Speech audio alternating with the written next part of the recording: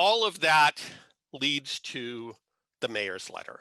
So on May 12th, the mayor sent a letter to the Texas Department of Transportation laying out what I just laid out. Got a response from TxDOT, from Laura Ryan at the Texas Transportation Commission within 8 days. And then notably, the county chimed in and Commissioners Court passed a resolution saying, we agree with these requests that are made in the mayor's letter. That letter includes general statements. It includes specific improvements in segments 3. And in segments 1 and 2, it includes a request for a study of an alternate lane configuration as well as specific improvements. What's in this letter is directly based on what we heard from you. Here you can see a matrix of the alternatives, nearly 40 of them that we showed in our last round of workshops. You can see how the public responded, and you can see what the outcome is in the mayor's letter. And in almost every one of these cases, what the mayor's letter does is ask for what the public asked for. You'll notice that some of these were more split. Some of these are things we feel deserve more work. For example, you'll see item number 16. We did not get a clear, resounding direction in either way. And so some of those need more work. But overall, we were able to take what the public said and say, this becomes the city's vision.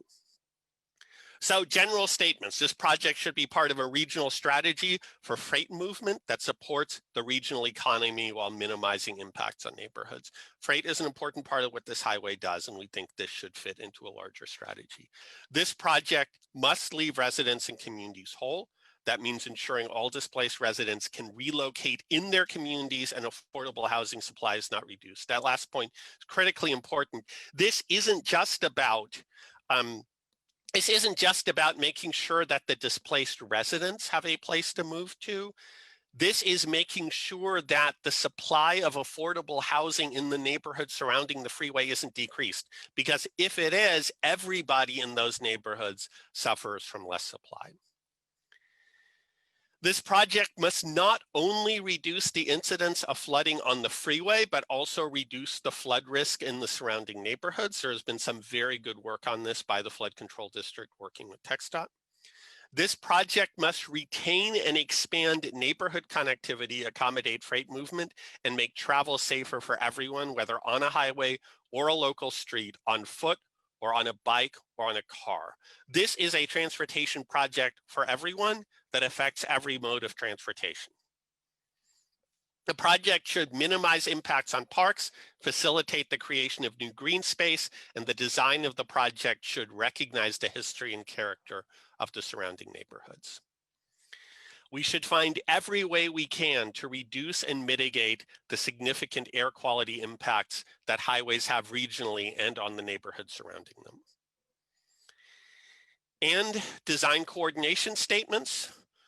The city asked for design bid build on segments 1 and 2 to enable more control over the details of the design, continued coordination between city metro management districts, and a series of asks about construction. This is a project that will be under construction for over 10 years. And so what is the life in the city during construction is also essentially important here. And then we had a series of specific design proposals. This is starting in segment 3, two-way HOV on the Southwest Freeway, a better bridge for Cleburne, better design for detention in the 3rd Ward, improved bridges in the 3rd Ward, two-way HOV on the Gulf Freeway, mitigation for the closure of Polk, a cap park in Edo, accommodating railroad grade separation at Commerce Street, an underpass for Runnels, better ramp configuration in the northeast corner of downtown, better exits to the 5th Ward, a connection for San Jacinto, the Katy Freeway HOV connection. There are still unresolved issues here. We think that White Oak Bayou, where there are significant impacts on the White Oak Bayou Greenway, that there are design refinements which are possible there that we've been working through. And on the southwest corner of downtown, The ramps do not currently, as currently designed by TxDOT, do not work well for Metro, and we want to see what the alternatives might be there. In segments 1 and 2, what the letter asks for is the study of an alternative.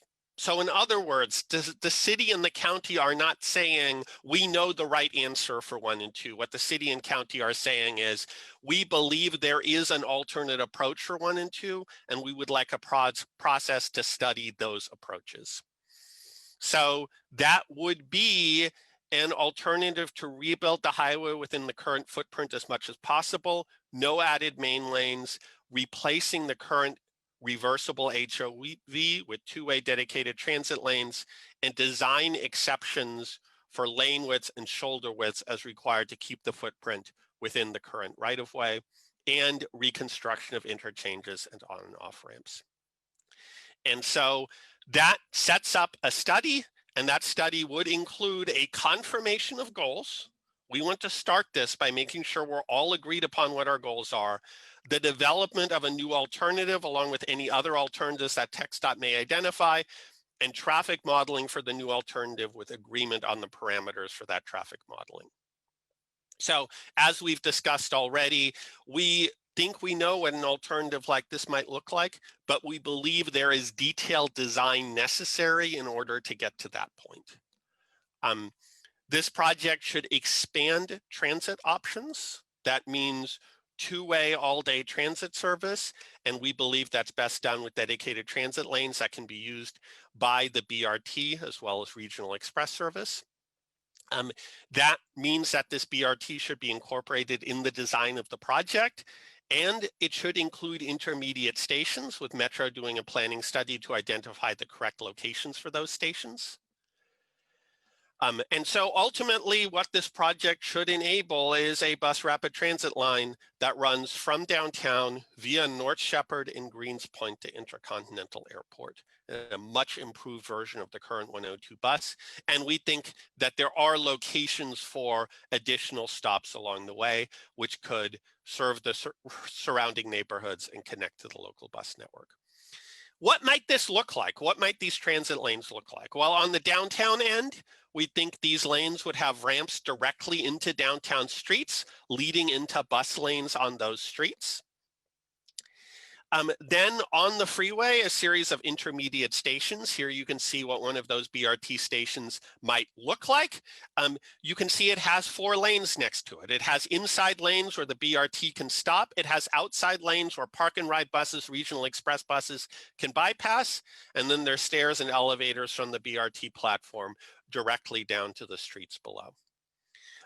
Here's what that might look like on a section of elevated lane. So once again, connections to the street and those lanes that allow multiple vehicles to go through there. One of the real benefits of transit-only lanes is these stations are much simpler, and the people waiting here do not have a stream of carpools and other vehicles passing by them as they are waiting for the bus. Another real advantage of transit-only lanes is the ramps in and out of those lanes can be much simpler. So they can be straightforward T-ramps because the volume of traffic is much lower than it would be on a managed lane. On upper left, you can see what this would look like for a managed lane. And then finally, at the north end of the project, those lanes would lead to a direct ramp to Greens Point Transit Center, which would be a hub for North Houston. The frontage roads and frontage road intersections should be designed as city streets and not highways, following city standards with an off-street bike path or shared ped bike path provided. So I've already mentioned this. I think we really want to see this cross-section look very different. And critically, we want to see the intersections look very different. These intersections are major safety issues. And so we want them to have safe bike and pedestrian crossings and intersections designed for moderate design speed so that cars are not speeding around these intersections. And we want these crossings to be good. We want the experience of walking under this highway or biking under this highway to be a good experience. And then in segments 1 and 2, in addition to those general requests, a series of specific ones.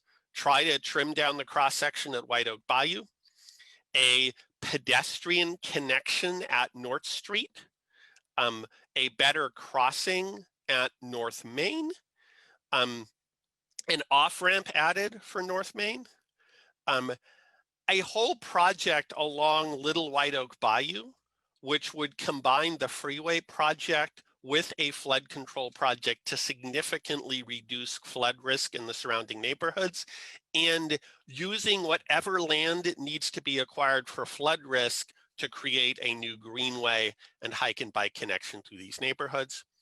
No new frontage roads in Independence Heights, where there are no frontage roads today. And then going further north, continuing along White Oak Bayou and along Halls Bayou, we heard a lot about local flooding here, elevating the frontage road high enough so that the frontage road is not regularly closed by flooding, and also creating a greenway along Halls Bayou under here. And finally, on the north end, the BRT connection to Greens Point.